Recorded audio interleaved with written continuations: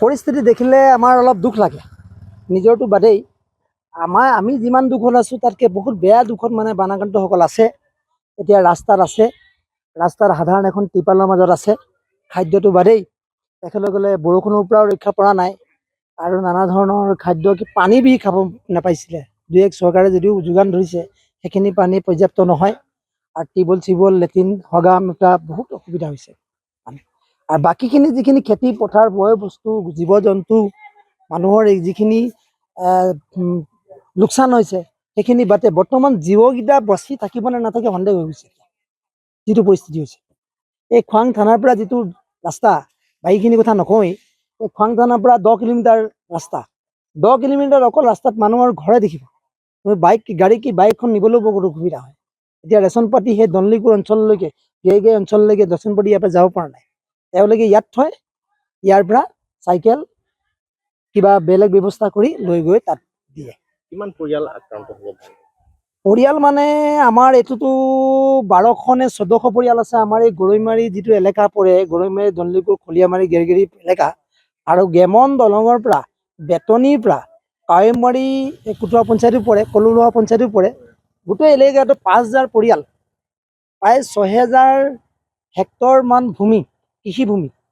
আৰু সেই কৃষিভূমিত কৰিবলগীয়া শাক পাচলিবিলাকতো বাদেই, আগন্তুক যিটো অন্নৰ কাৰণে কঠীয়া পাৰিছিলে সেই কঠীয়াখিনিও সম্পূৰ্ণৰূপে গৈছে আৰু 1%ও তেনেকৈ নাই।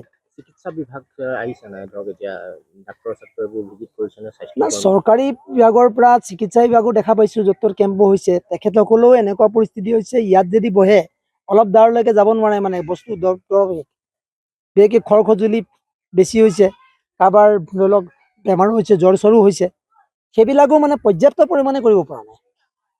এতিয়া আৰু যদি আগলৈ যায় তেতিয়া দেখি পাব যে তেওঁলোকৰ আৰু অসুবিধা হৈ আছে। এই মুখতে ধৰি লওক 2 এটা চিকিৎসা পাইছে বা দৰৱ পাতি কিবা পাইছে, আৰু ইফালেতো একো পাব পৰা নাই।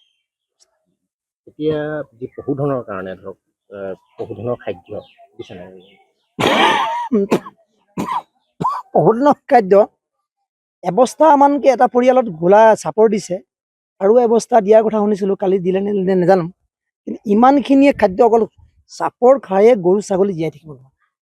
অন্য খেৰ চেৰ অন্য যোগান বা গৰু ছাগলীক দিব পৰা ভিটামিন তেনেকুৱা ধৰণৰ যদি ব্যৱস্থা নকৰে, আজি মানুহবিলাক কৃষকবিলাকৰ মেইন মূলধন এতিয়া আশাৰ ভিতৰত গৰু ছাগলীকেইটাই আছে।